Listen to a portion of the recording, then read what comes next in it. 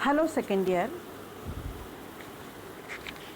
अभी हम पिछली क्लास में हमने पढ़ा था समसीमांत उपयोगिता नियम, law of equi marginal utility. इस नियम से क्या तात्पर्य है, इस नियम की क्या मान्यताएं हैं, प्रोफेसर मार्शल की क्या परिभाषा है, सारणी उदाहरण सारणी के द्वारा बताया और फिर चित्र रेखा चित्र के माध्यम से समझाया था। इसी बात को हम एक दूसरे वैकल्पिक चित्र से भी समझा सकते हैं, जैसा कि सामने दिख रहा है।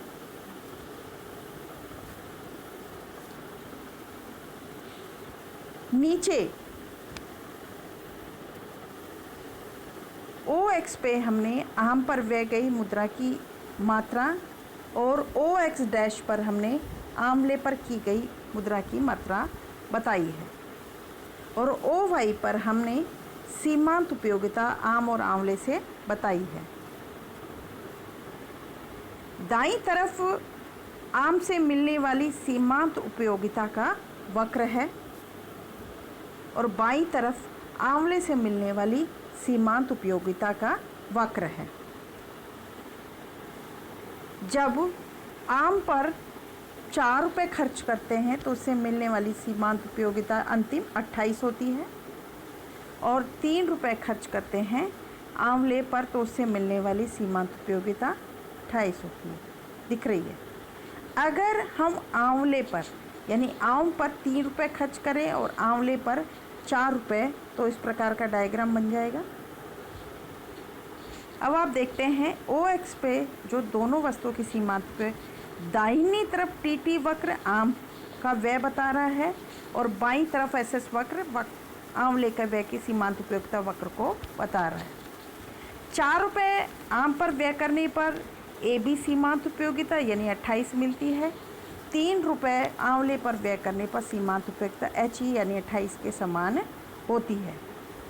यदि आम पर 1 रुपया कम व्यय किया जाता है यानी ABCD उपयोगिता कम मिलेगी, यानी ये वाला भाग कम मिलेगा, और इधर आंवले पर हम 1 रुपये जब ज़्यादा खर्च करते हैं तो HEFG मात्रा अधिक मिलेगी, ये वाला भाग। इसलिए इस परिवर्तन से उपभोक्ता को लाभ की बजाय हानि अधिक होगी। अतः संतुलन में रहने के लिए उसे 4 रुपये आम पर 3 रुपये आंवले पर खर्च करने चाहिए। अब हम एक दूसरा उदाहरण लेते हैं। 2 वस्तु लेते हैं, चीनी और दूध, जिसकी कीमतें हैं 16 रुपये प्रति किलो और दूध है 15 रुपये प्रति। एक उपभोक्ता 93 रुपये खर्च करने हैं और चीनी और दूध पर किस प्रकार खर्च करेगा उसकी सीमांत उपयोगिता सारणी में अगले पेज पर दी गई है। हम चीनी पर 30 किलोग्राम रहते हैं तो सीमांत उपयोगिता 160 इकाई है, जैसा कि डायग्राम में बताया गया है, सारणी में बताया गया है कि 16 रुपये प्रति किलोग्राम है चीनी, तो उससे मिलने वाली सीमांत उपयोगिता वो क्या होगी। अब देखिए तीसरे नंबर पर कि हमने वस्तु अगर 3 किलो हम चीनी लेते हैं तो उससे मिलने वाली सीमांत उपयोगिता कितनी है, 160 यानी चीनी से मिलने वाली सीमांत उपयोगिता 160 बटे 16 चीनी 16 रुपये प्रति किलो यानी 10 इकाई हुई। दूध के तीसरे किलोग्राम पर सीमांत उपयोगिता 150 इकाई है और उसे दूध का भाव क्या है 15 रुपये, तो यानी दूध की सीमांत उपयोगिता क्या होगी 10 इकाई। और संतोष की अधिकतम 2 शर्तें होती हैं।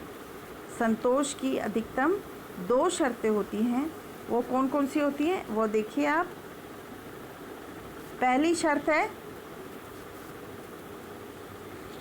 M U X upon P X is equal to M U Y upon P Y is equal to M U Z upon P Z, यानी M U N upon P.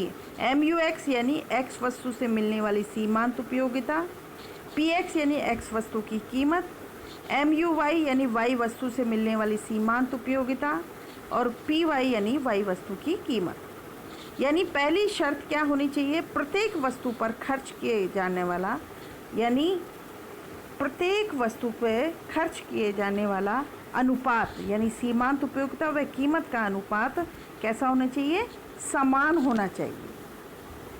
ठीक है, तो अगली शर्त क्या है, अगली शर्त आप देखिए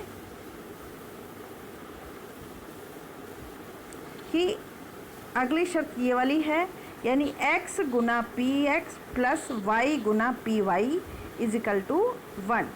यानी ये अधिकतम संतुष्टि का दूसरा समीकरण है। इसे हम आमदनी का प्रतिबंध भी कहते हैं।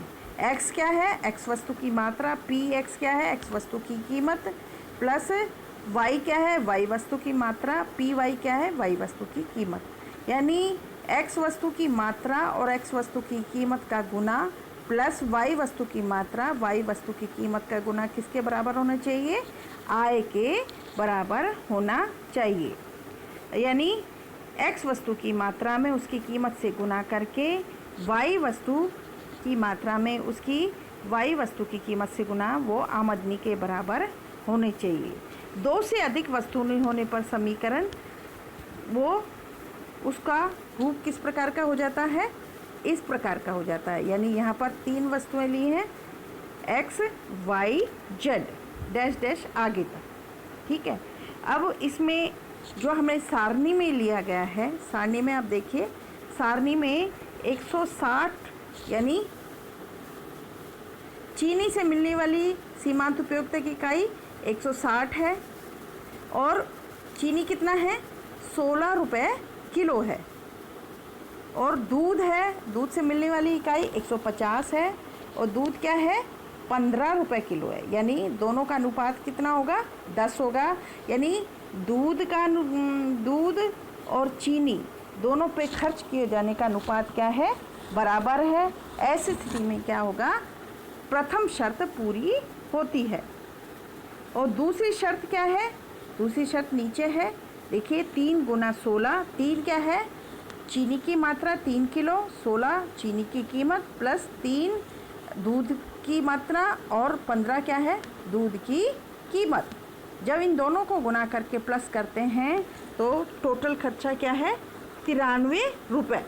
हमारा बजट भी 93 रुपये है, इसलिए यहाँ पर दूसरी शर्त भी पूरी होती है। जहाँ पर पहली शर्त पूरी होती है, यानी M U X upon P X is equal to M U Y और पी वाई, ये प्रथम शर्त पूरी हो रही है, तो ऐसी स्थिति में उपभोक्ता को अधिकतम संतुष्टि प्राप्त होती है और सम सीमांत नियम भी पूरा होता है।